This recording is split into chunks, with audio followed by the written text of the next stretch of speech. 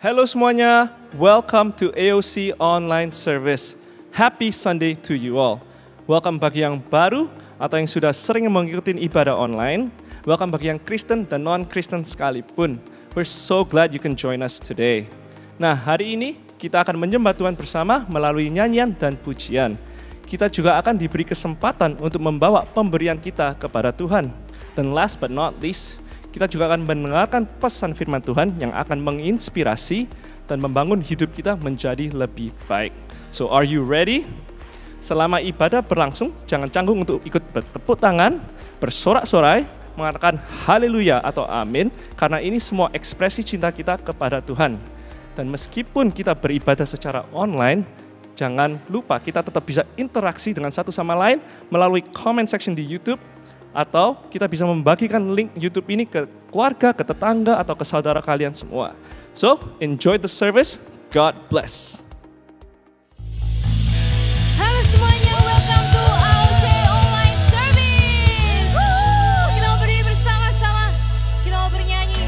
Yes.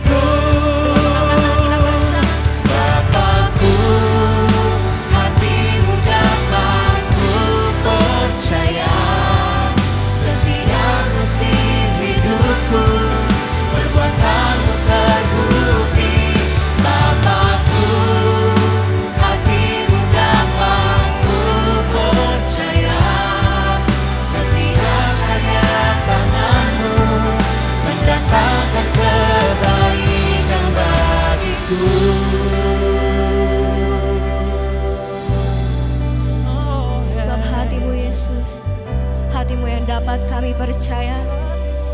Kita mau nyanyikan bersama. Hatimu Tuhan yang ku percaya. Sebab hatimu Yesus. Hatimu Tuhan yang ku percaya.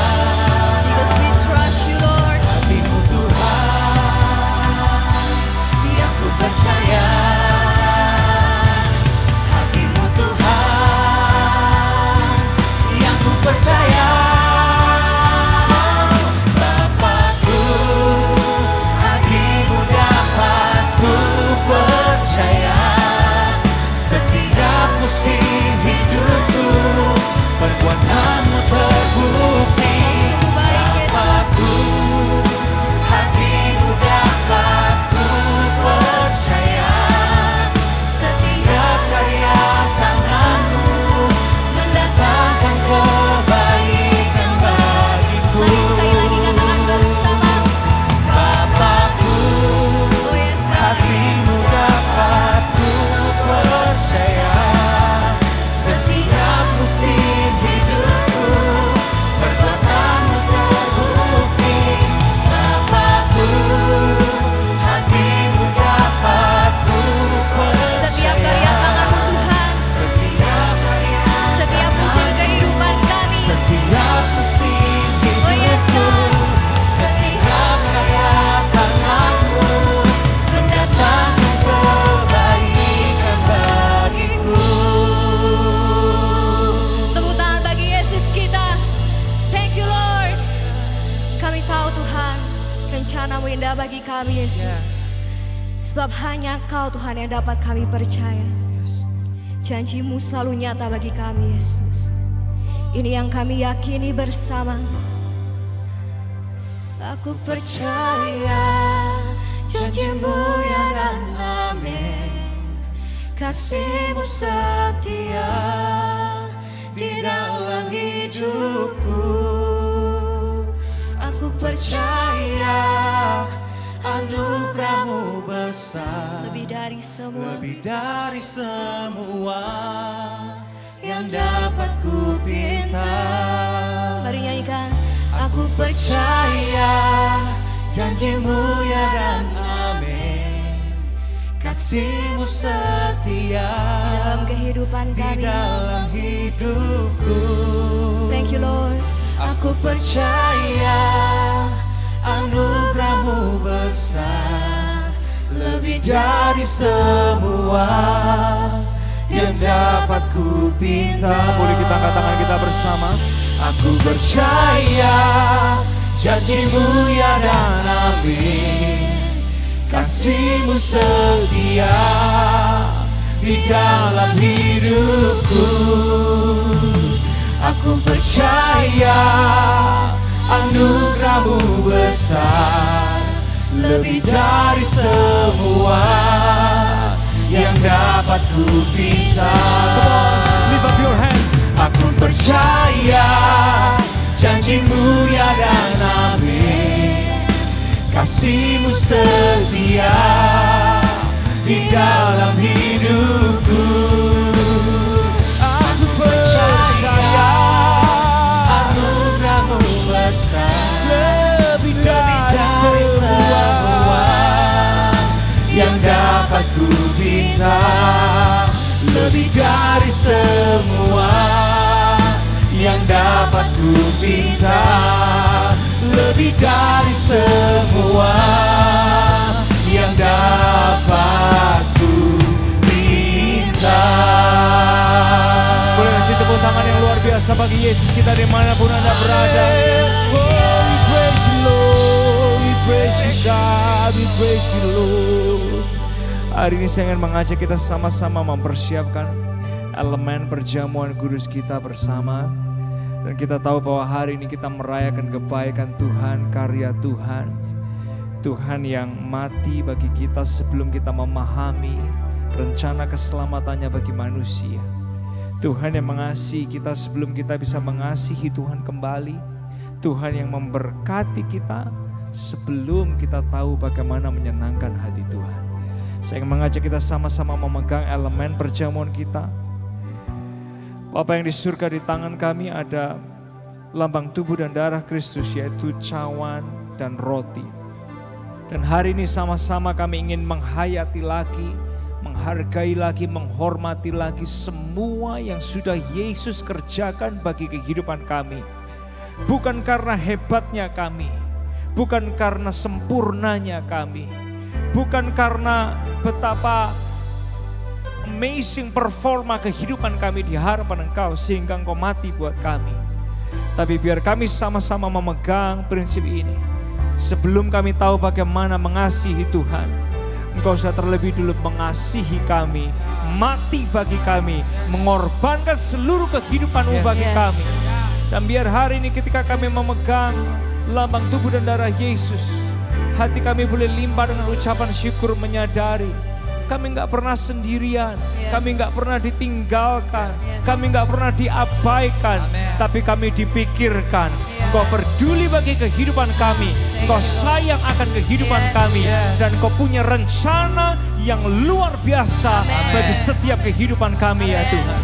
Terima kasih ya Tuhan, terima kasih. Mari angkat roti lebih tinggi dari kepala kita masing-masing. Aminkan dengan kata haleluya dengan suara yang lantang. Bukankah roti yang kita pegang adalah lambang persekutuan dengan tubuh Kristus? Haleluya. Di dalam nama Tuhan Yesus, mari makan dengan ucapan syukur.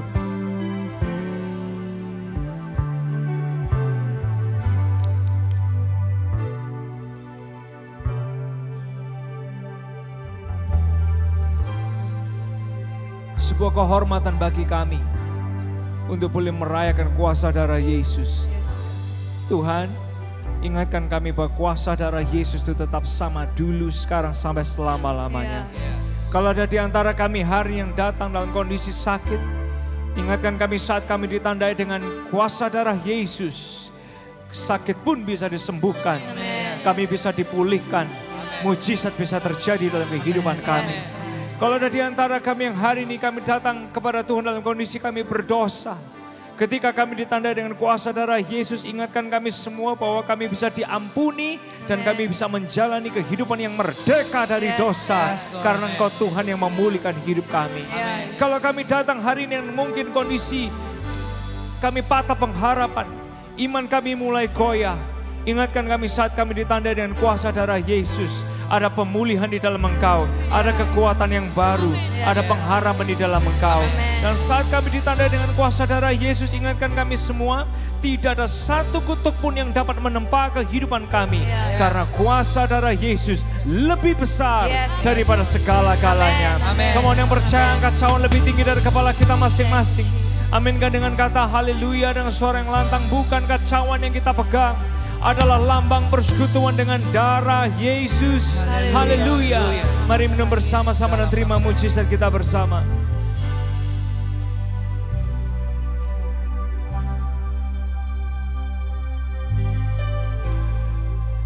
Boleh saya mengajak kita semua dimanapun Anda menyaksikan EOC Online Service hari ini, tadakan kedua tangan kita sama-sama. Pejamkan mata Anda dimanapun Anda berada. Kemudian mulai berdoa. Naikkan ucapan syukur, penuhi ruangan di mana Anda sedang menyaksikan EOC Online dengan doa, dengan pujian, dengan sembah, dengan pengagungan kepada Yesus Kristus Tuhan kita. Come on, dimanapun Anda berada, angkat tanganmu lebih tinggi dari kepala kita masing-masing. Come on, just lift up your praises. He is worthy to be praised. Dia Tuhan yang layak untuk disembah, diagungkan, dihormati. Segala kemuliaan hanya bagi-Mu Tuhan.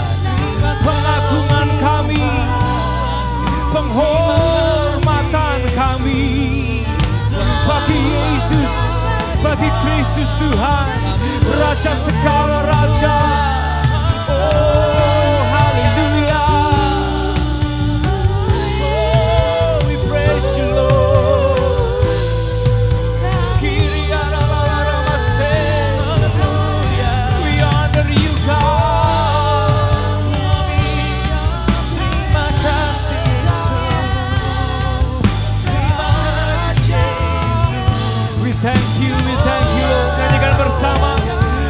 Percaya janji-Mu ya dan amin, kasih-Mu setia di dalam hidupku.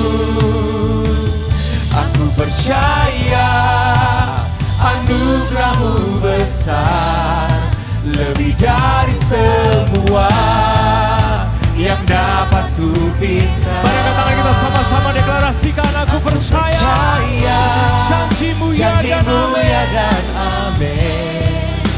Kasih-Mu setia di dalam hidupku. Aku percaya anugerah-Mu besar, lebih dari semua yang dapat ku minta. Lebih dari semua yang dapat kami minta.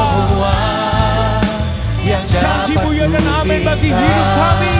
Lebih dari semua yang dapat ku minta. Boleh kasih tepuk tangan yang luar biasa bagi Yesus kita. Come on, let's give Him some praises. He is worthy to be praised. Thank you Jesus, thank you Jesus. Tuhan, bersyukur buat hari yang sangat luar biasa, di mana kami boleh diingatkan lagi tentang kebesaran-Mu, cinta-Mu, keperkasaan-Mu, kuasa-Mu itu membela dan ada di pihak kami. Tuhan, kami gak pernah sendirian. Walaupun kadang manusia kami, pikiran kami, bahkan iblis mencoba menipu kami, tapi kami tahu satu hal yang pasti, Engkau Bapa yang tetap setia, yang tidak meninggalkan kehidupan kami. Ini akan jadi hari yang powerful buat kami untuk belajar tentang Engkau dan kebenaran-Mu Tuhan. Biar kami semua bukan hanya tahu informasi, tapi biar kami ditransformasi jadi pria, jadi wanita yang lebih baik dan lebih baik lagi bagi kemuliaan nama-Mu. Di dalam nama Tuhan Yesus yang siap diberkati lebih lagi, sama-sama kita berkata, amin, amin, amin. Boleh kasih tepuk tangan yang luar biasa bagi Yesus kita. Boleh ketik di kolom komentar, Happy Sunday. Happy Sunday. Yes. Hey everyone, thank you for singing and worshiping with us. Dan berikut ada beberapa highlight yang perlu kita sampaikan bersama, yaitu yang pertama, kalau Anda baru di Alpha Omega Church dan ingin terhubung dengan kita bisa hubungi nomor di bawah ini. And we believe in cell group and growing in community. Jadi jangan miss out our cell group meetings every week secara online ataupun offline sesuai dengan persetujuan bersama. Dan di hari Selasa minggu depan di tanggal 20 Oktober kita akan ada team gathering for all Alpha Omega Church leaders jam 7 malam. Jadi jangan lupa ya. Dan while we are on the channel right now, kenapa kita nggak like, subscribe, and please share link ini ke kawan-kawan kita yang mereka mungkin membutuhkan ataupun bakal diberkati lewat serial ini. So enjoy the rest of the service. God bless you all.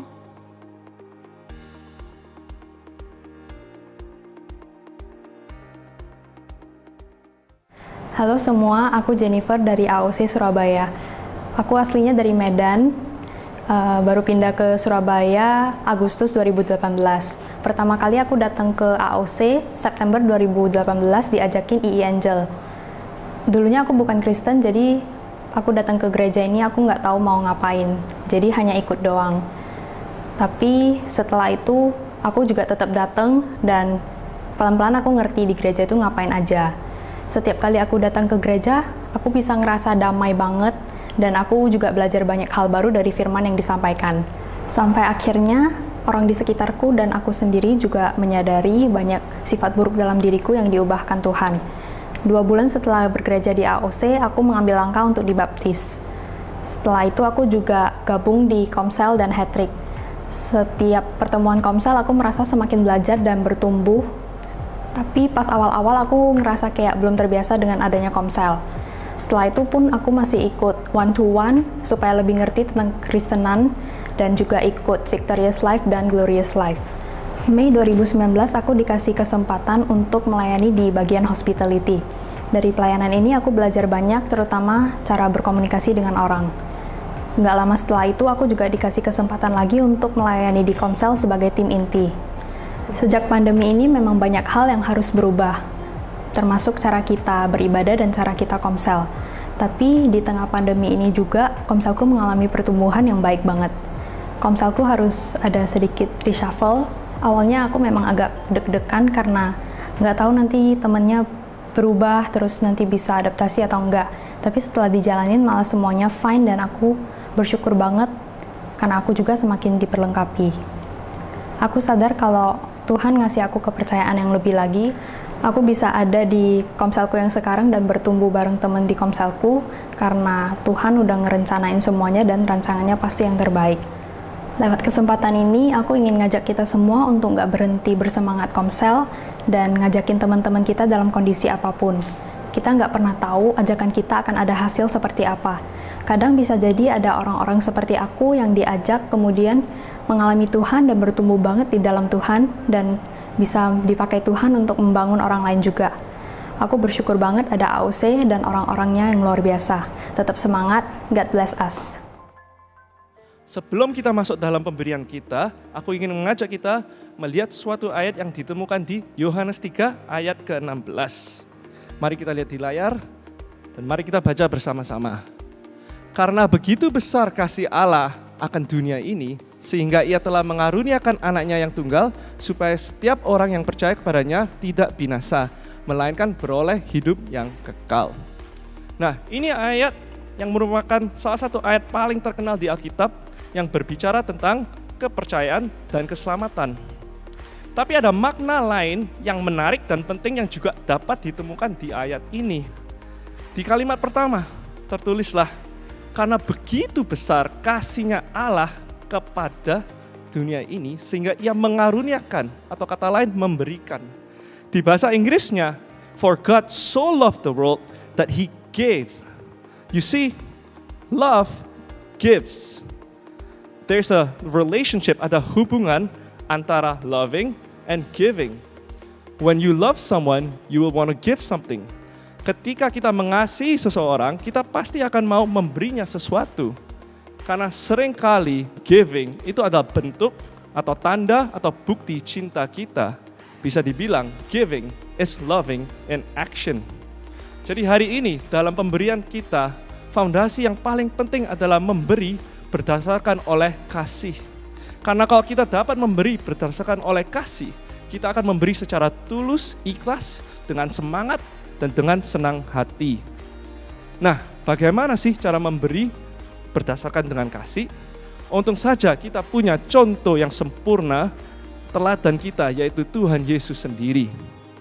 Dia yang telah mengasihi dan memberi kepada kita terlebih dahulu. Dan pemberian Tuhan ini bukan pemberian yang cuma-cuman loh. Dia tidak sekedar memberi 10% dirinya. No, Tuhan memberi 100% dirinya dalam bentuk anaknya yang datang untuk menanggung dan menebus dosa kita sehingga kita beroleh keselamatan. Nah, jadi hari ini kita dapat datang membawa pemberian kita kepada Tuhan sebagai respon ucapan syukur karena kita telah diberi terlebih dahulu oleh Tuhan. Ini caranya kita, pemberian kita adalah caranya kita menyampaikan, hey God, thank you, I love you too. Mari kita berdoa. Tuhan Yesus, terima kasih Tuhan atas kesempatan untuk kami bisa memberi kepadamu. Kami memberi sebagai tanda ucapan syukur atas semua perbuatan-Mu di hidup kita. Kami memberi karena kami tahu Kaulah yang telah terlebih dahulu mengasihi, memberi, dan menyediakan buat kami Tuhan. Pakailah persembahan kami untuk menjadi berkat buat yang lain, agar kerajaan-Mu terus bisa diperluas Tuhan. Biar kehendak-Mu yang terjadi di bumi ini Tuhan. Terima kasih Tuhan, berkatilah kami semua. Dalam nama Tuhan Yesus kami berdoa, haleluya, amin.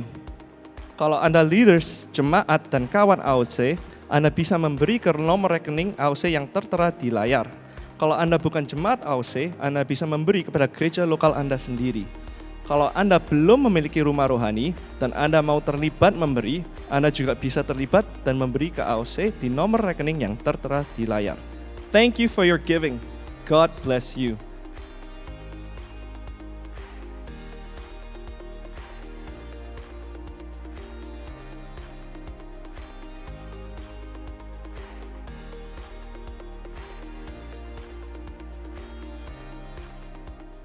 Welcome to AOC Online Service hari ini. Dan saya ingin mengucapkan selamat beribadah, selamat datang di AOC Online Service buat siapapun Anda yang suka kegiatan rohani maupun baru saja menjalani, menyukai kegiatan rohani, yang kurang sempurna, yang merasa sempurna, siapapun kita, Kristen bukan Kristen, saya percaya hari ini kita bisa belajar bersama-sama jadi pribadi yang lebih baik lagi. Nah, hari ini kita akan melanjutkan serial kita tentang horror Christians. Nah, Bapak Ibu Saudara sekalian, selama 2 minggu kemarin kita sudah membahas tentang horror Christians, dan saya berharap Anda mendengarkannya. Kalau Anda ketinggalan, Anda bisa pergi ke YouTube, dan saya tahu bahwa Anda akan sangat-sangat dikuatkan, diteguhkan, diberkati untuk menjadi pribadi yang lebih kuat, makin mengandalkan Yesus dalam kehidupan kita. Saya ingin mengucapkan say hi kepada semua Anda di kota Palangkaraya, di Jakarta, di Surabaya, di berbagai kota di Indonesia, termasuk negara-negara lain.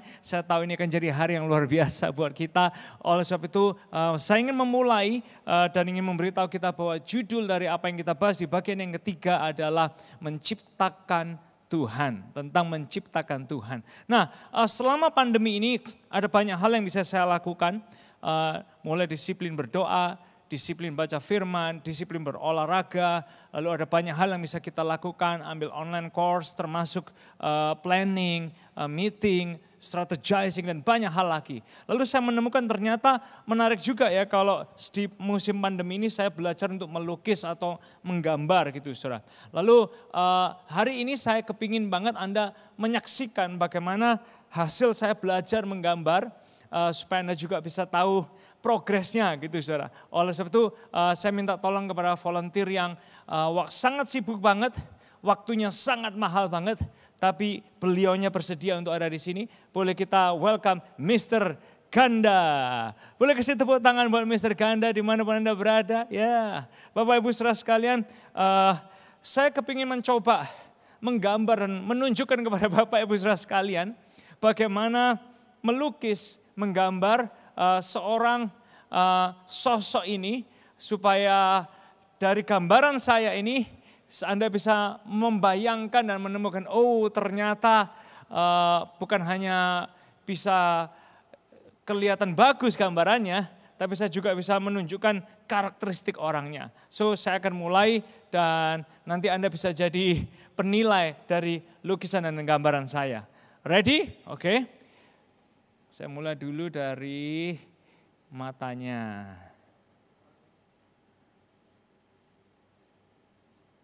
Lalu hidungnya, ternyata pakai kacamata ya.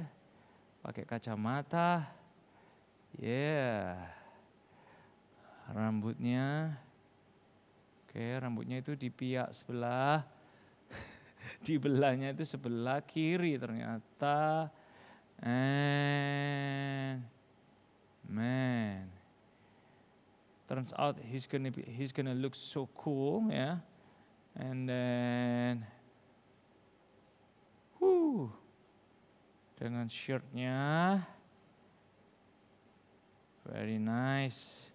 Alright, see, Anda mulai bisa ngelihat kan ya? Wow. Kasih sabuk gini aja deh, biar agak keren dikit. Tangannya, man, maco banget. Ternyata orangnya sangat handsome and look at this. Alright, inilah hasil saya belajar menggambar, dan saya kepingin Mr. Ganda lihat apakah ini Mr. Ganda setuju nggak? Katanya bukan, tapi ya mungkin ini loh, ini yang saya pikirin tentang Ganda. Badannya itu gede banget, kalau dilihat tangannya itu kan muscle banget gitu. Oke, boleh kasih tepuk tangan buat saudara Ganda, thank you. Nah, Bapak Ibu saudara sekalian, menarik banget apa yang saya lukiskan ini. Saya taruh di sini supaya Anda bisa dapat gambaran apa yang seringkali kita lakukan nih Bapak Ibu saudara sekalian. Nah, kita ini seringkali Bapak Ibu saudara sekalian mencoba untuk menciptakan sosok atau pribadi atau orang lain lebih daripada pribadi atau siapa orang tersebut. Contohnya gini, saya ingin ilustrasikan lagi. Seandainya ada orang yang bilang sama saya gini, apa yang saya lakukan ini kalau saudara Ganda mau balas dia bisa gini. Dia bisa, oke, saya buatin buku buat Ko Elisa ya, misalnya gitu. Lalu dia bilang gini, oh ternyata Ko Elisa itu, dia itu seorang astronot. Kapan juga belajar tentang planet dan lain sebagainya. Lalu dia menggambarkan bahwa saya ini orang yang nggak bisa bergaul. Saya ini selain astronot tapi juga pecinta hewan dan binatang. Sehingga peliharaan binatang itu banyak. Saya sampai akan berpikir gini, loh, kalau bikin buku itu yang sesuai dengan saya dong. Jangan diawur gitu, jangan dikarang-karang kayak gitu. Tapi ntar kalau saudara ganda dia mau membalas saya, dia bisa bilang gini, loh enggak, ini yang saya pikir tentang kamu. Astronot yang mungkin gak suka bergaul dengan orang lain, tapi cinta hewan. Kan aneh banget saudara, ternyata saya bukan astronot, saya suka bergaul dengan orang, biasa aja tuh dengan binatang dan hewan peliharaan. Saya nggak anti, tapi saya juga nggak demen-demen juga gitu. Nah, sehingga ketika seorang menuliskan buku buat saya nggak sesuai dengan saya, akhirnya mereka mencoba menciptakan saya dengan karakteristik, dengan attitude, dengan bayangan, dengan personality yang begitu berbeda dari siapa aslinya saya. Nah, ternyata Bapak Ibu Saudara sekalian, bagi kita semua nggak jarang kita melakukan ini kepada Tuhan. Oleh sebab itu hari ini dalam Horror Christian part yang ketiga, saya ingin mengingatkan kepada kita bahwa kita sering kali mencoba menciptakan Tuhan yang sudah ada jauh sebelum kita. Kita mencoba menciptakan Dia ulang. Kita mencoba menciptakan Dia ulang, kita menciptakan Tuhan lagi dengan bayangan kita, dengan perasaan kita, dengan keinginan kita, bahkan dengan situasi kita yang berubah-ubah, dengan emosi kita, bahkan dengan banyak hal yang mungkin kita ketahui dalam hidup ini, kita mencoba creating God, lalu kita mencoba ini saudara, memaksa Tuhan menjadi apa yang kita mau Dia jadi. Oleh sebab itu gak jarang kita sebagai manusia mencoba menciptakan ulang Tuhan.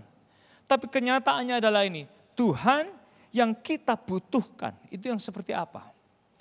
Tuhan yang kita butuhkan adalah Tuhan yang tidak kita ciptakan. Tapi Tuhan yang menciptakan kita, yang mau dikenal oleh kita, yang mau untuk ini saudara menemukan kita, dan kita bisa belajar mengenali Dia lebih baik dan lebih baik lagi. Oleh sebab itu Tuhan yang kita butuhkan adalah Tuhan yang mau berkata tidak ketika kita mau coba menciptakan Dia.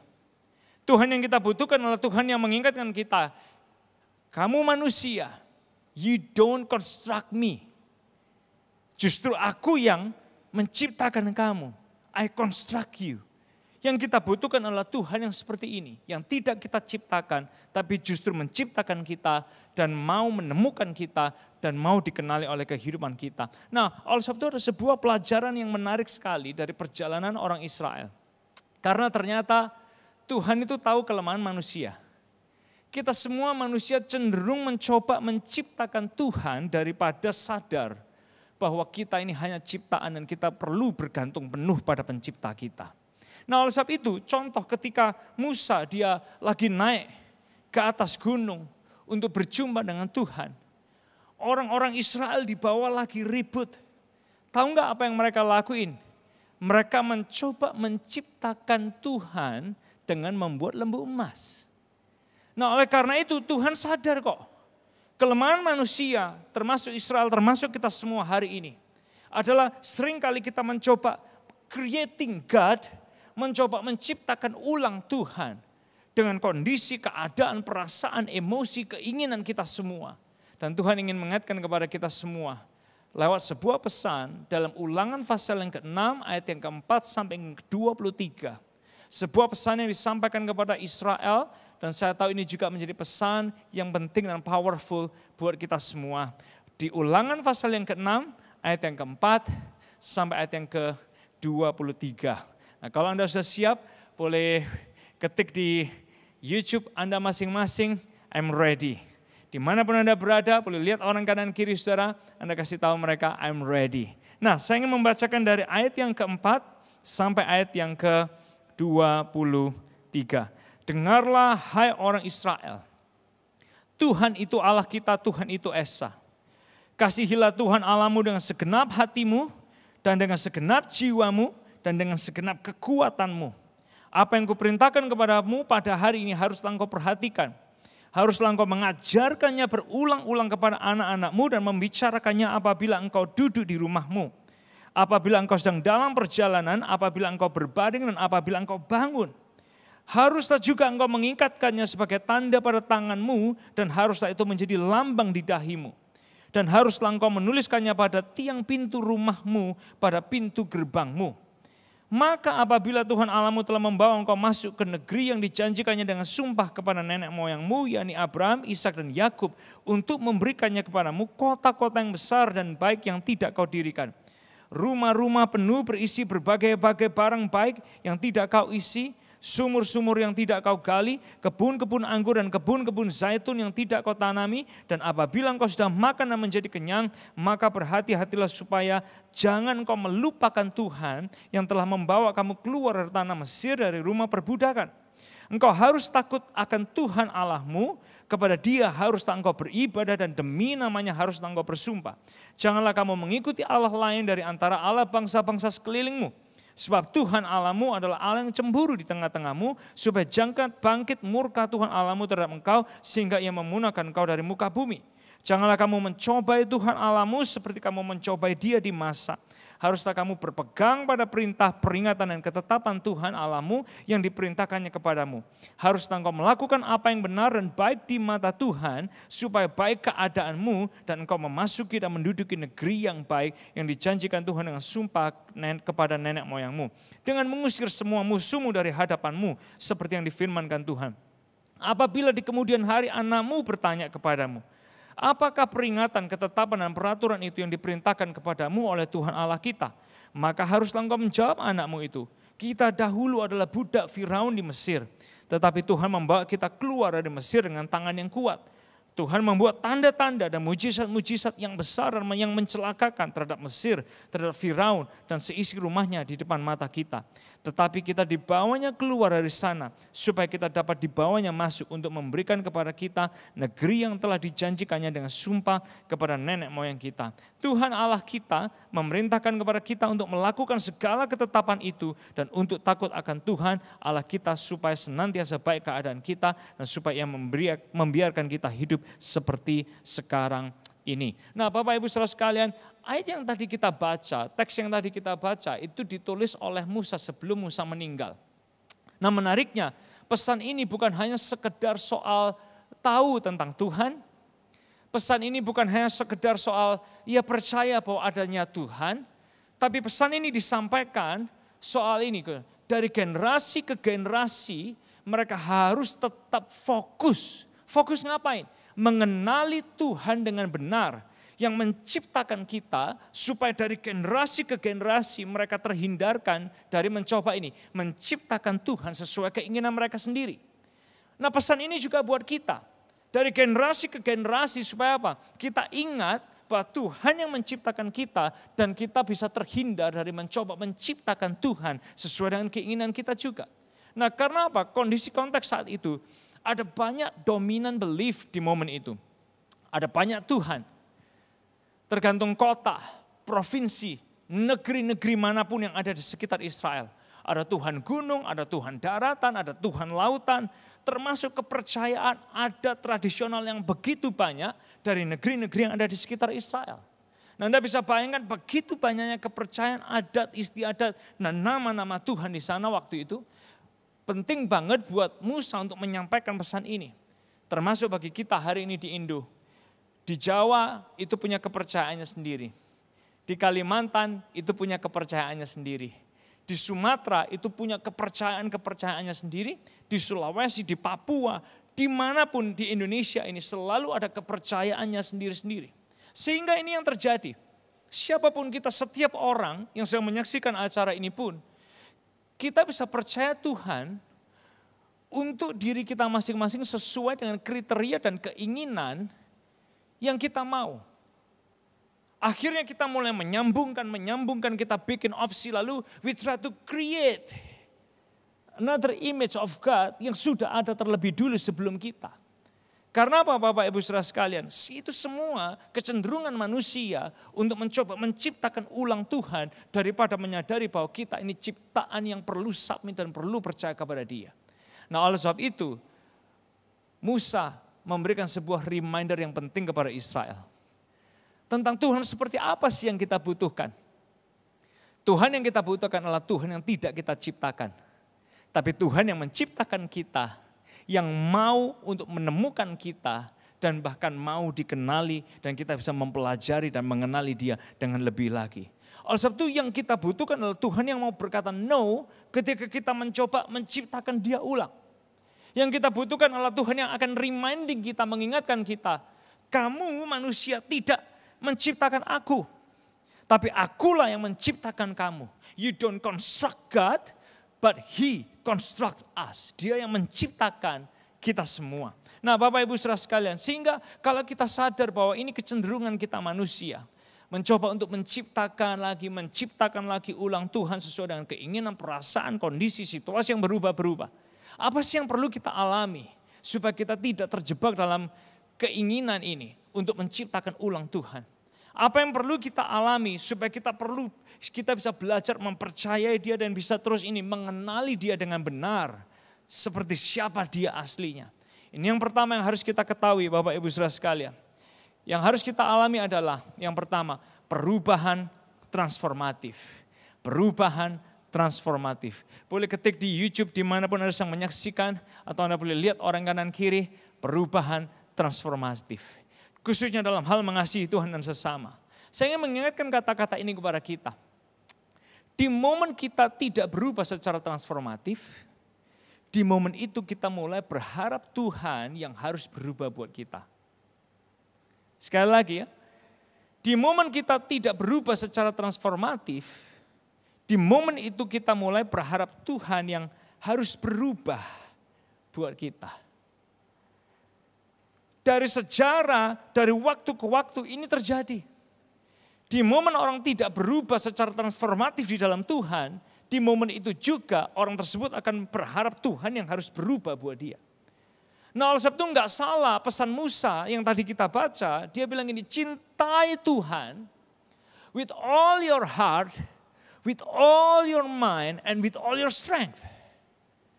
Dalam arti kata with every vibrant of your being, dengan seluruh keberadaan dan kehidupan kita, cintai Tuhan. Dan Bapak Ibu Saudara sekalian, mencintai Dia dengan seluruh kehidupan kita itu bukan gini, bukan artinya kita mencintai Tuhan dengan bayangan kita, dengan perasaan kita, atau dengan kondisi kita yang berubah-ubah, dengan emosi kita, bukan. Tapi yang dimaksud mencintai Tuhan dengan seluruh kehidupan kita adalah dengan seluruh hati, dengan seluruh pikiran dan dengan seluruh kekuatan kita. Karena mencintai Tuhan yang seperti ini ada efeknya. Efeknya apa? Efeknya adalah perubahan transformatif bisa terjadi. Kalau kita mencintai Tuhan dengan seluruh hati, dengan seluruh pikiran dan dengan seluruh kekuatan kita, efeknya bisa dilihat. Perubahan transformatif. So kita semua perlu menanyakan sama diri kita masing-masing. Anda semua yang sedang menyaksikan acara ini, kita perlu tanya, apakah kita mencintai Tuhan dengan seluruh hidup kita dan seluruh perubahan kita? Apakah kita mengasihi Tuhan dengan seluruh hidup kita dan dengan seluruh perubahan kehidupan kita? Dalam arti kata lain gini, masih gak sih kita ngalamin perubahan? Kapan terakhir kali kita ini berubah jadi lebih baik karena Tuhan? Dalam arti kata lain gini, masih mau gak sih dibentuk, masih bisa gak sih kita ini dirubah jadi pribadi yang lebih baik di dalam Tuhan, makin serupa dengan Yesus? Bapak Ibu sekalian, sejak zamannya online ini, ada banyak orang yang jadi mungkin, aduh kita gak bisa online-onlinean deh. Gak kuat online, bosen, capek, gak connect, gak bisa nyambung dan lain sebagainya. Tapi ada juga sebuah fenomena di zaman online ini. Di zaman online semua kegiatan rohani bisa diakses secara online. Ada yang dari subuh, kegiatan rohani, pagi kegiatan rohani, menjelang siang kegiatan rohani, siang kegiatan rohani, menjelang sore kegiatan rohani, sore kegiatan rohani, malam kegiatan rohani, tengah malam semua kegiatan rohani, semua dilakuin. Tapi pertanyaannya kok aneh, kegiatan rohani bisa dilakuin tapi tetap zero changes. Very little changes terjadi. What happened? Di mana buah perubahan karakter? Di mana buah pertobatan? Di mana buah perubahan sikap? Di mana perubahan kasih? Di mana buah murid-murid Yesus yang kita lahirkan? Di mana buah jiwa-jiwa? Di mana buah pelayanan kita? What's happening? Di mana perubahan transformatif? Sehingga pertanyaan ini perlu ditanyakan, apakah kita ini mengasihi Tuhan dengan seluruh hidup kita dan perubahan hidup kita? Lihat pesan ini yang disampaikan kepada Israel. Karena Musa tahu kecenderungan manusia adalah mencoba menciptakan Tuhan daripada sadar bahwa kita diciptakan. Pesannya sama Musa kepada Israel adalah gini, taruh firman itu di hati. Sampai dia bilang gini, bicarakan ketika kamu di rumah, bicarakan ketika kamu duduk, bicarakan ketika kamu berjalan, bicarakan ketika kamu berdiri. Ikatkan itu di lehermu, di tanganmu. Lalu dia gantungkan itu di pintu rumah, di pintu-pintu gerbang. Artinya apa? Perhatiin ini saudara. Home and road, rumah dan di jalan. Yang Musa bicarakan, itu bicara tentang apa? Di private life, di public life, kita sadar bahwa Tuhan ada dalam kehidupan kita. Bicara soal the head and the hands. Bicara soal apa yang kita pikir, apa yang kita lakukan, kita tahu bahwa Tuhan ada dalam kehidupan kita. Bicara soal ketika kita diranjang, ketika kita berdiri, ini bicara soal seluruh kehidupan kita. Bahkan ketika dia pesankan firman itu gantung di pintu rumah, gantung juga di pintu gerbang, itu bicara tentang apa? Ada di rumah kita, aplikasikan di rumah, aplikasikan juga di marketplace. Sehingga perubahan transformatif itu bisa kelihatan. So if you love God with all your heart, itu sama artinya dengan gini, you love God in your whole life. Ketika kita bicara tentang mengasihi Tuhan dengan segenap hati kita, itu bicara tentang ini, mencintai dan mengasihi Tuhan dalam seluruh kehidupan kita. Bukan cuma ketika kita lagi nyalain kegiatan rohani, bukan cuma ketika kita on the weekends lagi siap-siap online service, bukan cuma ketika dalam private life atau ketika kita public life kelihatan bagus. No, dalam seluruh area kehidupan kita, tanyakan pertanyaan ini, apakah aku mencintai Tuhan dengan seluruh hidupku dan dengan seluruh perubahanku? Karena ketika kita mengasihi Tuhan, transformasi itu terjadi.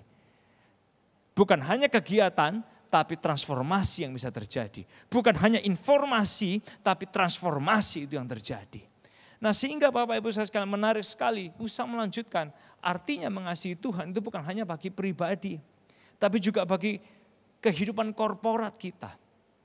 Oleh sebab itu dalam Ulangan pasal yang ke-6, pesannya adalah gini, hear and love me, O Israel, dengarkan dan cintai aku Israel. Bukan cuma kepada individu untuk mengasihi Tuhan, tapi yang Tuhan mau adalah gini, setiap individu yang mengasihi Tuhan itu perlu juga memperkuat komunitas, keluarga rohani, kelompok sel yang mereka punya untuk sama-sama makin mencintai Tuhan. Dan kalau Anda perhatikan paralelnya Ulangan 6 itu adalah Ulangan yang ke-10. Sama halnya, hear O Israel, Musa mengingatkan, cintai Tuhan, love your God with your heart, your mind, and your strength, and your soul. Ini yang diharapkan oleh Musa supaya terjadi sehingga apa? Ketika kita bertumbuh dalam kehidupan kita, orang lain itu bisa melihat perubahan transformatif. Komunitas diperkuat, keluarga rohani diperkuat, kelompok sel makin dibangun karena adanya kehidupan kita. Itulah yang harus terjadi, perubahan transformatif. Nah saya ingin mengingatkan kepada kita semua, dalam kondisi seperti ini sekalipun, Anda tangkap ini baik-baik. Setiap orang masih dititipkan oleh Tuhan yang namanya power. Power dan kuasa Tuhan itu masih dititipkan dalam kehidupan Anda masing-masing. Ketika Tuhan titipkan power dan kuasa ini bukan hanya untuk kepentingan kita sendiri. Ada ibu-ibu rumah tangga yang makin excellent dalam kondisi seperti ini. Pedagang, pebisnis yang makin maju, yang lain sedang berjuang, berproses untuk jadi lebih baik. Anak-anak yang sekolah sekalipun, murid-murid, mahasiswa sekalipun, Anda akan shining dalam kehidupan Anda. Karena apa? Tuhan titipkan power. Tapi ketika Tuhan titipkan power, dia cuma mau ingatkan ini, use your power relationally. Bukan hanya supaya kita jadi baik, ngalamin perubahan transformatif, tapi supaya juga komunitas kita, gereja lokal kita, orang di sekitar kita, mereka juga dibangun jadi lebih baik karena adanya kehidupan kita. Nah oleh sebab itu Bapak Ibu Saudara sekalian, menarik sekali Musa dia ngajarin di pasal 6 ini. Bicarakan, powerful ya. Bicarakan ketika kamu duduk, ketika kamu berdiri, kamu di rumah. Talk, talk, talk. Bicarakan. Ini bicara tentang komunitas. Memperkuat komunitas, punya komunitas yang sehat, kelompok sel yang kuat. Oleh sebab itu menarik sekali di AOC kita nggak hanya dengerin. Kita nggak diajar hanya untuk dengar. Lalu bragging about apa yang kita dengar. No. Kita diajar untuk dengar lalu mulai bicarakan, bahas, diskusikan. Di mana? Di kelompok sel. Oleh sebab itu di kelompok sel kita, ketika orang mengalami perubahan transformatif, kita kepingin mereka membahas, membicarakan. Seks dibicarakan, uang dibicarakan, kekuatan dan kuasa dibicarakan, karakter dibicarakan, firman Tuhan dibicarakan. Supaya apa? Orang ngalamin perubahan transformatif, perubahan kehidupan. Oleh sebab itu ingat ini saudara, who you hang out with that changes you. It's not only who you listen to. Dengan siapa Anda bergaul itu akan merubah kita. Bukan hanya sekedar siapa yang Anda dengarkan. Oleh sebab itu yang pertama, kalau kita kepingin terhindar dari menciptakan Tuhan, dengan pikiran, perasaan, situasi, kondisi, yang pertama yang harus terjadi dan kita alami adalah perubahan transformatif. Yang kedua Bapak Ibu Saudara sekalian, yang perlu kita alami adalah unconditional percaya. Kalau unconditional trust udah umum ya kan. Tapi kali ini unconditional percaya. Boleh ketik di kolom YouTube unconditional percaya. Lihat orang kanan kiri saudara, unconditional percaya. Bapak Ibu saudara sekalian menarik sekali. Di ulangan yang tadi kita baca di ayat yang ke-16 dan 17 itu diingatkan. Di ayat yang ke-16 diingatkan, jangan mencobai Tuhan Allahmu, betul ya. Kata mencobai test the Lord itu referensinya kepada kejadian di Keluaran 17 ketika Israel itu haus, mereka marah mencoba membunuh Musa. Kondisi itu tuh sama persis dengan kondisi kita yang mungkin hari-hari ini lagi ngadepin tantangan termasuk saya. Kita bisa terjebak dalam kondisi ini mencobai Tuhan dengan konsepnya seperti apa? Ya kita akan ikut Tuhan kalau dia bisa membuktikan diri dia pantas diikuti. Ya kan? Kita akan ikuti dia kalau dia mau kasih apa yang kita mau dalam kehidupan kita. Nah sehingga kata mencobai Tuhan itu artinya gini. Aku akan ikut selama hidupku sesuai yang aku mau. Selama aku dapat penjelasan dan selama yang aku ikuti ini bisa diikuti. Tuhan ini bisa diikuti karena dia kasih apa yang aku mau. Dari situ aku mau ikut. Nah ini yang dimaksud dengan jangan mencobai Tuhan. Yang dimaksudkan oleh Musa. Kok bisa Bapak Ibu Saudara sekalian? Kalau kita lihat waktu Musa menyampaikan ini, dia kan di padang gurun. Anda perhatikan ini. Padang gurun itu gambaran dari time of our life. Musim atau masa atau waktu kehidupan kita. Di mana ini saudara? Enggak semua berjalan dengan baik, bahkan bisa lebih buruk dan bahkan kelihatannya makin parah. Tapi di momen makin buruk, makin parah, ada dua pilihan. Ada orang yang makin percaya, ada orang gini, katanya Tuhan powerful. Tuh kan, hidup saya kayak gini. Dia gak mampu, Tuhan ini gak mampu sebetulnya. Ada juga yang lagi nanya gini, apa sih yang Tuhan lakuin? Dia ngapain sih? Diem aja, gak ikut terlibat, gak ngapa-ngapain. Dan sementara yang lain akan coba berkata gini, aku akan ikut Tuhan kalau dia bisa membuat semua area kehidupan saya baik-baik saja. Nah ini yang Musa maksud dengan mencobai Tuhan. Nah gini Bapak Ibu Saudara, kalau awalnya kita ikut Tuhan ya, Anda tantang Tuhan, Anda tes Tuhan, oh Tuhan gak akan offended kok, serius. Kalau awal Anda ikut Tuhan, Anda coba tanya sama Tuhan, God, kamu bisa apa sih dalam kehidupan saya? Oh dia akan buktikan, dia bisa mencintai Anda lebih dari yang Anda bayangkan. Tapi menariknya gini, kalau sampai suatu titik dalam perjalanan hidup ikut Tuhan, Anda tetap jadi orang seperti gitu modelnya. Saya akan ikut if, ya. Saya akan ikut kalau Tuhan. Saya akan ikut jika Tuhan. Oh wow, hati-hati saudara. Maka kita sedang mencoba untuk ini, mencobai Tuhan dan menunjukkan bahwa Anda nggak percaya dia unconditionally. Anda nggak percaya dia dalam kondisi apapun. Nah, oleh sebab itu suatu ketika ada orang bernama Elisabeth Elliot, dia pernah cerita dalam apa yang dia tulis. Dia pernah pergi ke sebuah pertanian di mana kawannya ada di sana. Kebetulan waktu dia ada di sana itu momennya gembala-gembala ini melakukan sesuatu yang kurang mengenakkan bagi penggembala-gembala ini sendiri. Karena mereka harus melakukan sesuatu yang menyehatkan domba-dombanya tapi sebetulnya sangat tidak nyaman. So mereka harus pegang kepala domba-domba itu, dibuka telinga, dibuka matanya, dibuka mulutnya, dicek semua rambut-rambutnya dan lain sebagainya untuk memastikan tidak ada parasit yang memakan mereka. Karena parasit itu sesuatu yang paling berbahaya bagi domba-domba ini. Tapi gembala-gembala ini harus ngelakuin sesuatu yang tidak nyaman bagi domba-domba ini.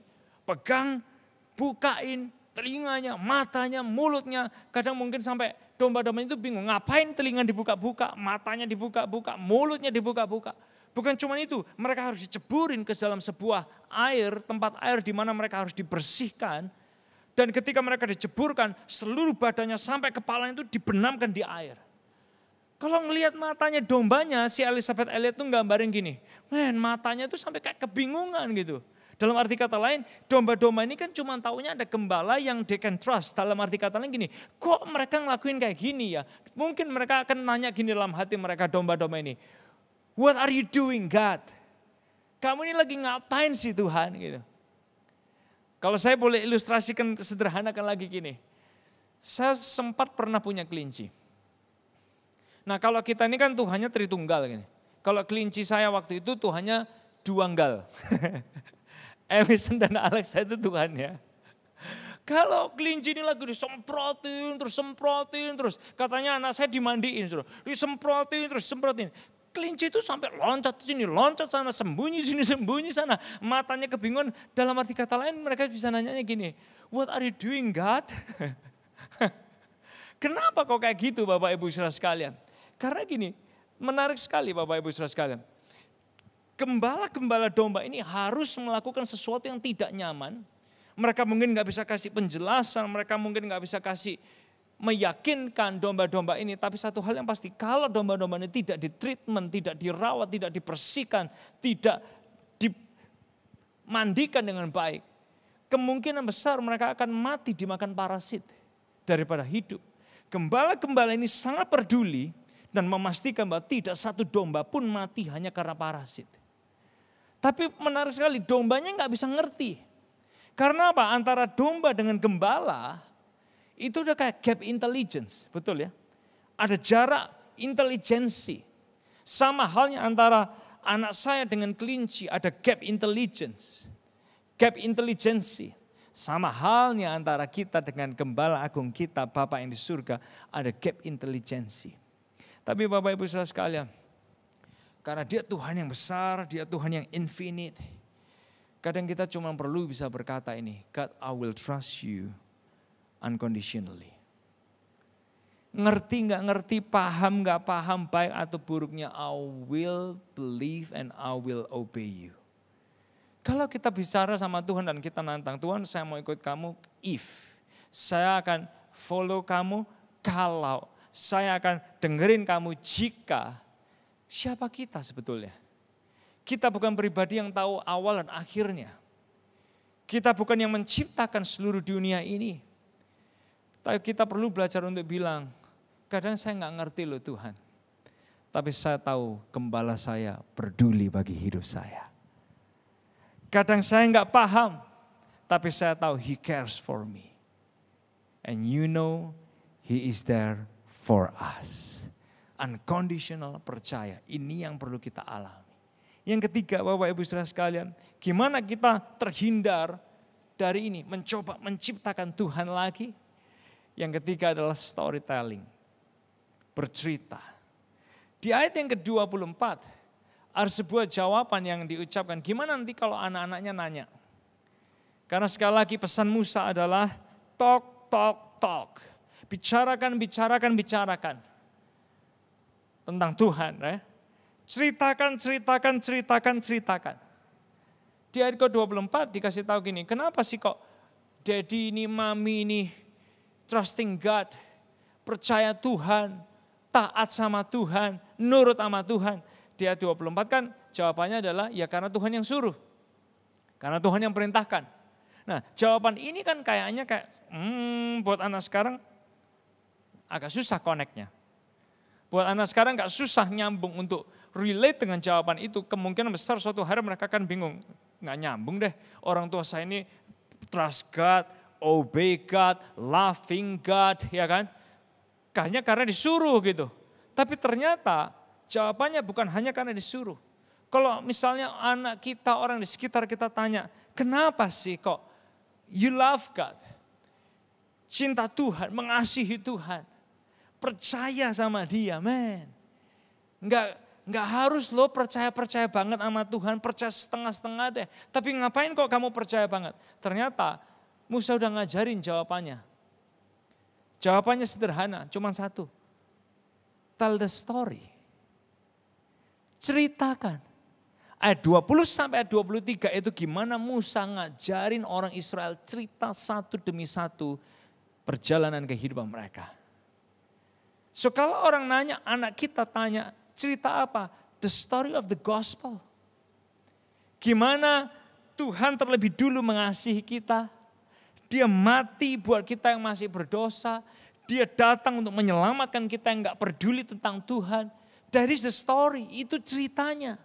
Sehingga ayat 20 sampai 23 kita diajar untuk cerita ada Tuhan yang masuk ke dalam sejarah dunia ini untuk menyelamatkan kita oleh anugerahnya Tuhan. Nah Bapak Ibu saudara sekalian, menarik sekali. Ketika Tuhan kirim 10 tulah kepada Mesir. Perhatikan ini Bapak Ibu saudara sekalian. Dan tulah yang ke-10 itu merupakan gambaran penghakiman suatu hari nanti. The judgment on human evil. Penghakiman akan dosa manusia. Itu gambaran suatu hari itu bakal terjadi.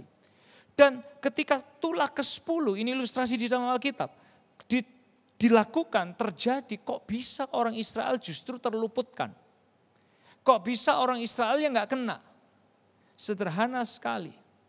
Padahal mereka juga berdosa, mereka juga manusia biasa kayak orang Mesir, mereka juga gak sempurna. Gimana mereka keluar dari sana? Tahu gak? Jawabannya, cerita tentang darah domba. Menarik sekali Bapak Ibu saudara sekalian. Sebelum Musa ngajarin taruh perintah Allah di pintu-pintu rumah. Sebelum itu terjadi Musa pernah ngajarin taruh dulu darah domba di pintu-pintu rumah. Sehingga ketika kutuk datang di malam Paskah, Passover di Israel, di Mesir itu semua anak sulung meninggal. Kok bisa Israel gak ngalamin? Karena apa? Mereka di bawah naungan domba dan darah domba. So, kenapa kok kita ikut Yesus sih? Kenapa Anda ikut Yesus? Kenapa keluarga kita ikut Yesus? Sederhana. Karena cerita salib. Dia terlebih dulu mengasihi kita. Dia terlebih dulu mati buat kita yang berdosa. Dia terlebih dulu ada bagi kehidupan kita. Nah sehingga Bapak Ibu saudara sekalian, kita ikut Tuhan bukan karena untuk diberkati. Karena Dia sudah mengasihi kita, memberkati kita, menyayangi kita terlebih dulu. Nah Bapak Ibu saudara, saya ingin mengakhiri dengan sebuah ilustrasi yang sederhana sekali. Di dalam Alkitab ditemukan sebuah cerita tentang Nuh dan air bah dan bahtera yang dia buat. Dan menariknya setelah air bah terjadi, ada sebuah momen yang kita semua tahu ditulis di Alkitab, yaitu muncul yang namanya pelangi. Tapi menarik sekali kata pelangi yang seringkali kita kenal dengan dalam bahasa Inggrisnya dengan kata-kata rainbow, itu sebetulnya dalam bahasa aslinya dia bukan rainbow. Tapi pelangi dalam bahasa Hebrew aslinya dia menggunakan hanya kata bow. Bow itu artinya adalah anak panah. Nah, anak panah itu seringkali menjadi gambaran tentang peperangan. Tapi menarik sekali kenapa ketika bow itu muncul, wujud gambar anak panah itu muncul sebagai pelangi, justru itu digambarkan sebagai ini. Sebagai momen di mana Tuhan janji untuk tidak menghakimi kita lagi atau menghukum dunia ini. Sebab kalau kita harus membayar semua dosa-dosa kita, lenyaplah kita semua ini saat ini juga. Di momen ini juga kita bisa lenyap. Tapi menarik sekali kenapa bow yang seharusnya menjadi alat perang itu dipakai untuk menggambarkan Tuhan janji untuk tidak menghukum dunia ini lagi. Bukan karena warnanya yang merah, kuning, hijau di langit yang baik, bukan saudara. Tapi karena ini arahnya bow atau anak panah tersebut. Arahnya itu bukan kepada kita untuk mengancam, untuk menghukum atau untuk menghakimi kita seperti anak panah diarahkan kepada kita. Tapi justru bow itu, pelangi itu diarahkan kepada surga. Untuk mengingatkan kepada siapapun yang sampai hari ini lihat pelangi. Ada sebuah tanda yang Tuhan pernah buat. Dia berjanji untuk mengambil penghakiman itu kepada dirinya. Dia berjanji untuk menjalani hukuman itu atas dirinya sendiri. Supaya kita semua hari ini boleh lihat kemerdekaan, kemenangan, keselamatan, dan anugerah dan kemurahan Tuhan itu pasti bagi kehidupan kita semua. Soal sebab itu bagi siapapun kita hari ini, kalau kita lagi ngadepin tantangan, jangan mencoba menciptakan Tuhan hanya karena kita ragu, kita takut, kita punya perasaan gelisah dan lain sebagainya.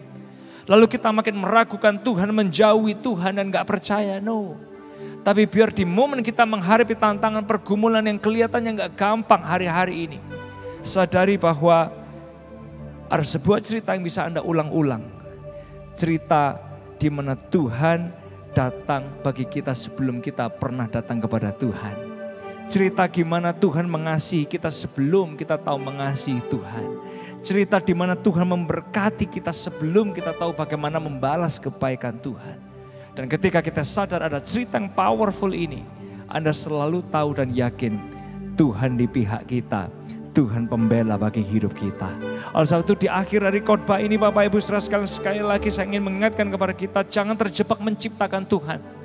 Kita akan cenderung keluar dari tempat ini pun kita semua ngelihat masalah kita lagi, lalu kita coba menciptakan Tuhan lagi dengan ketakutan kita, perasaan kita, situasi yang berubah-ubah. No, tapi kita diingatkan hari ini, Tuhan yang kita butuhkan adalah Tuhan yang tidak kita ciptakan. Tapi Tuhan yang menciptakan kita, Tuhan yang mau ditemui oleh kita, Tuhan yang mau menemukan kita, bahkan Tuhan yang bisa dikenali lebih dekat dan lebih dekat lagi. Oleh sebab itu saya mengajak kita ingat 3 hal yang sederhana ini, lakukan 3 hal ini supaya Anda gak terjebak menciptakan Tuhan. Lakukan ini, perubahan transformatif harus terjadi. Yang setuju katakan yes dimanapun Anda berada. Yang kedua, unconditional percaya itu harus kita lakukan dalam kehidupan kita. Yang setuju katakan yes dimanapun Anda berada. Dan yang ketiga, come on, keep telling the story. Keep telling the story, ceritakan terus.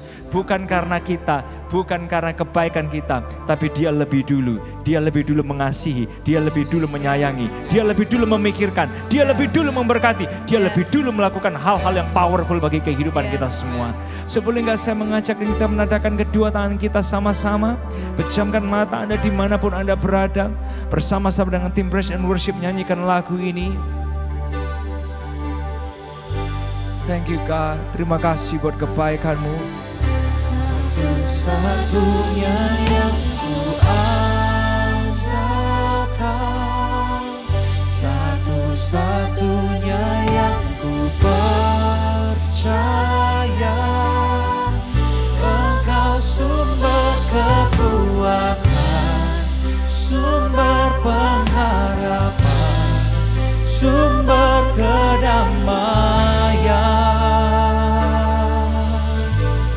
Satu-satunya yang ku andalkan, satu-satunya yang ku percaya, Engkau Tuhan memberkati, Tuhan penyembuhku, Tuhan pemulihku. Nyanyikan sama-sama, satu-satunya yang ku andalkan, satu-satunya yang ku andalkan, satu-satunya yang ku percaya,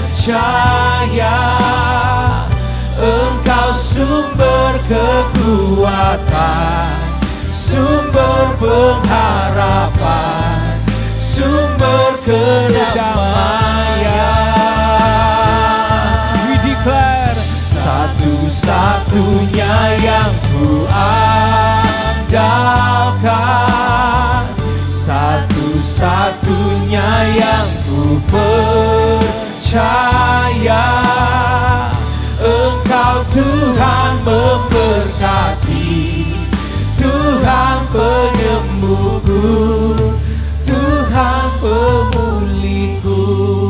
Bapak Ibu Saudara sekalian dimanapun Anda berada, para Bapak yang berkata, Tuhan ampuni kami ketika kami seringkali mencoba menciptakan Tuhan lagi. Tapi kami mau berkata bahwa Tuhan, kami mau jadikan Kau Tuhan yang kekal, di Alfa dan Omega, yang awal dan yang akhir, itu bertahta dalam kehidupan kami. Karena kami hanya ciptaan-Mu dan kami mau ditemukan oleh Tuhan dan Tuhan mau menemukan kami. Dan kami bisa belajar mengenali Tuhan. Dan berapa banyak yang berkata, Tuhan aku mau jadikan Kau satu-satunya, bukan yang lainnya. Tuhan aku mau jadikan Kau segala-galanya, sumber bagi kehidupanku, pusat segala-galanya bagi semua kebutuhan kehidupanku. Kalau itu Anda boleh tadakan kedua tangan Anda di hadapan Tuhan sekali lagi. Tirukan doa saya bersama-sama. Mari doakan kata-kata ini. Tuhan Yesus, Tuhan Yesus, hari ini saya komit menjadikan Yesus satu-satunya Tuhan, Raja, penguasa yang bertahta di dalam kehidupan saya, bukan yang lainnya. Bapa yang di surga, biar perubahan terjadi dalam kehidupan saya. Saya mau percaya Tuhan, apapun kondisinya, dan saya mau terus ceritakan karya Yesus yang ajaib dalam kehidupan saya. Come on, yang percaya boleh kasih tepuk tangan yang luar biasa sekali lagi. Come on, nyanyikan lagu ini bersama-sama. Satu-satunya yang ku andalkan, satu-satunya yang ku percaya. Engkau sumber kekuatan, sumber pengharapan, sumber kedamaian.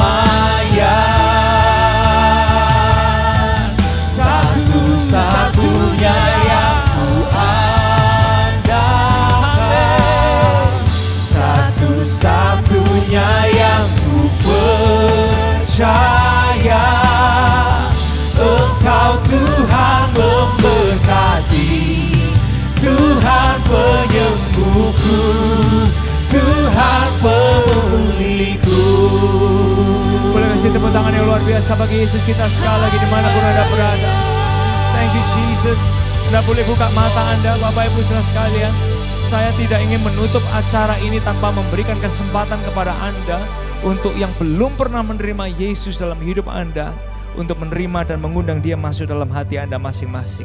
Kalau ada di antara Bapak Ibu Saudara sekalian yang belum pernah mengundang Yesus untuk masuk dalam hati Anda, atau Anda mau melakukan rededikasi, mengundang Yesus lagi dalam hidup Anda, boleh nggak pejamkan mata Anda dimanapun Anda berada, tirukan doa saya saat ini juga. Tuhan Yesus, saya mengundang Engkau masuk ke dalam hati saya. Jadilah Tuhan, Raja dan Juru Selamat dalam hidup saya. Mulai hari ini kami menyembah Engkau saja, dan kami tahu nama kami tercatat di surga. Come on, yang percaya berikan tepuk tangan sekali lagi bagi Yesus kita. Saya mengakhiri dengan doa berkat bersama-sama. Tadakan tangan kita sekali lagi. Tuhan, terima kasih buat hari yang luar biasa. Tiba saatnya kami melakukan aktivitas kami kembali. Bapak, berkati setiap kami dengan berkat yang berlimpah-limpah. Berkati kesehatan kami dan keluarga kami. Berkati kecerdasan next generation kami. Berkati cinta kami kepada Tuhan makin hari makin luar biasa buat Yesus. Berkati pekerjaan, keuangan kami bukan hanya berhasil, izinkan kami semua berjaya di dalam anugerah-Mu. Berkati hati kami supaya kami punya hati seluas samudra. Berkati kami dengan hikmat, kreativitas, insting yang berlimpah-limpah untuk terus menang bersama dengan Engkau ya Tuhan. Tuhan. Engkau melihat semua kami yang bawa persembahan perpuluhan, persembahan khusus ke rumah Tuhan. Engkau tidak pernah kembalikan sama, tapi Engkau selalu kembalikan berlipat kali ganda. Dan membuat kami semua menuai perkara ajaib demi perkara ajaib dalam tiap langkah kehidupan kami. Terima kasih ya Tuhan, kami mau belajar menghargai Engkau Tuhan yang menciptakan kami. And we want to trust you unconditionally. Di dalam nama Tuhan Yesus yang diberkati sama-sama kita berkata, amin, amin. Tepuk tangan sekali lagi yang luar biasa bagi Yesus kita. Thank you for joining us. Happy Sunday, we love you and God bless you.